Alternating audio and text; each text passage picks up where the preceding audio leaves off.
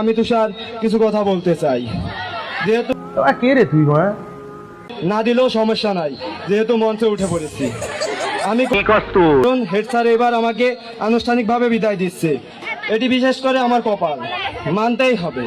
প্রত্যেকবার বেয়াদবির জন্য আমাকে হেড স্যার রিমান্ডে নিত, বাট আজ নো রিমান্ড। আমাকে নিয়ে কিছু সত্যি কথা বলতে চাই। আমি তুষার পড়াশোনায় বড়ই ফাঁকিবাজ। ক্লাস 6-এ যখন ভর্তি হয়েছি তখন থেকে ক্লাস 9 পর্যন্ত শুধু এটাই ভাবতাম, কবে স্কুল থেকে বিদায় নিয়ে পালিয়ে যাব। এই ব্যাপারটা মুক্তির সংগ্রাম, এবারের সংগ্রাম বিদায়ের সংগ্রাম। দীর্ঘ 5 বছর যাবৎ কিছু স্যারের নির্যাতনের হাত থেকে মুক্তি পেতে যাচ্ছি কিন্তু ছোট ভাই বোনদের উদ্দেশ্যে আমি কিছু বলতে চাই। আমি বিশ্বাস করি না।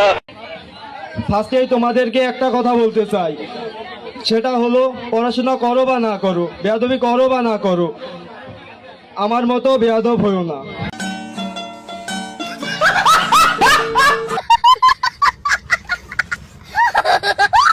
মনে চাইলে আইডিটাতে দিয়ে একটা ফলো।